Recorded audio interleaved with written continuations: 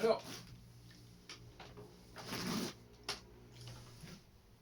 je voudrais revenir sur la question de la linguistique, puisqu'on m'a réclamé des émissions sur la linguistique.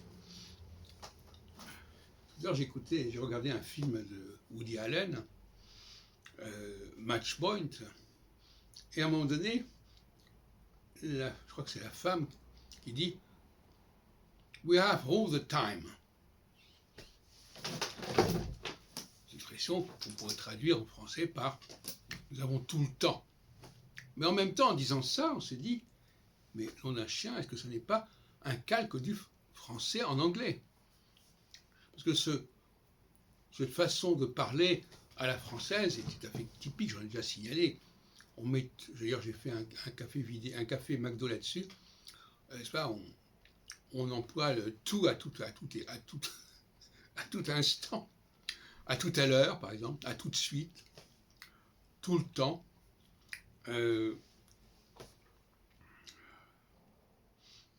Et j'en avais trouvé d'autres récemment, mais je ne voudrais pas spécialement insister là-dessus.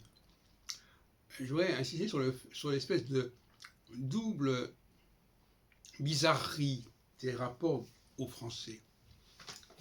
Alors, il y a déjà ceux qui disent ne pas connaître le français.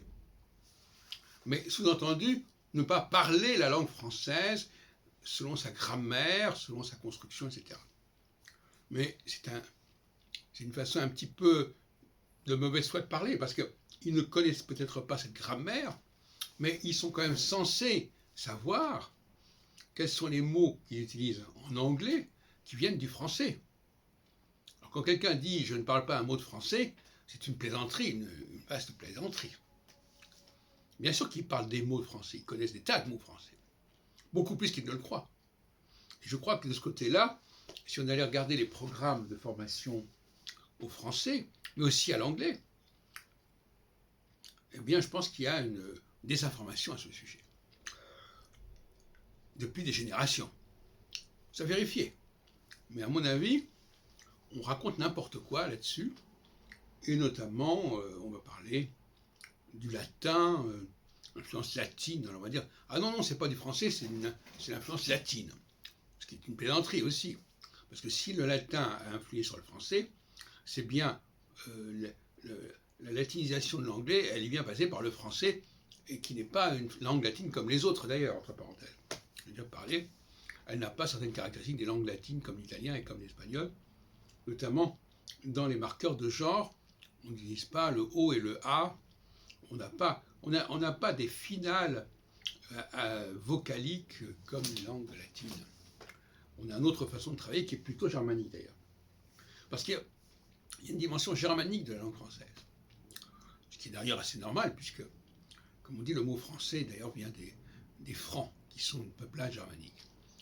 Et l'autre ambiguïté, c'est l'inverse.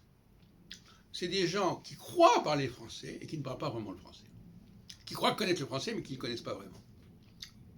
Donc vous avez des gens qui ne croient pas le connaître mais qui le connaissent quand même, qui font du français comme M. Jourdain faisait de la prose sans le savoir. Et puis il y a des gens qui croient connaître le français et qui en réalité ne le connaissent pas vraiment et surtout ne le comprennent pas vraiment. Ils ne le comprennent pas vraiment parce que c'est un exercice extrêmement compliqué de comprendre le français avec toutes ces liaisons. Il faudrait vérifier par exemple que certaines personnes, notamment les étrangers, ne font pas les liaisons. Alors s'ils ne font pas les liaisons, parce que ça demande un logiciel spécial, chaque fois de se dire ah oui, est-ce qu'il y a... Parce que là, faire la liaison, ça veut dire savoir comment les mots s'écrivent. Hein, c'est en cela que le français est une dialectique orale-écrit indissociable. Je ne peux pas dire que je parle le français si je ne connais pas cette dimension orale-écrit. Qu'est-ce qui viendrait alors, bon, et évidemment, quand est-ce qu'on peut faire une liaison, quand est-ce qu'on peut pas faire une liaison? À chaque instant, il faut se poser la question. Pas évident. Okay, bon. Donc, il y a des gens qui ne font pas les liaisons. Et surtout, et sur ce point je voudrais insister, qui ne comprennent pas quand on fait la liaison.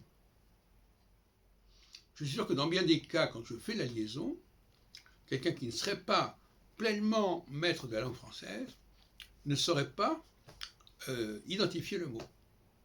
Parce que ce mot serait immergés dans un ensemble de mots, dans un enchaînement de mots, et il y aurait une difficulté à isoler le mot, à le reconnaître dans sa spécificité. Donc voilà, donc le double problème, ceux qui croient pas connaître le français mais qui le connaissent, ou qui le pratiquent sans le vouloir, sans le savoir, et ceux qui croient connaître la langue française et qui ne la connaissent qu'à moitié, qui arrivent à peu près à parler le français, à se faire comprendre, mais qui n'arrivent pas vraiment bien à comprendre ce qu'on leur dit. Et souvent, vous apercevez que les étrangers ne retiennent pas tellement bien ce qu'on leur dit. Quand on leur parle, notamment quand on leur parle avec une certaine aisance, une certaine fluidité.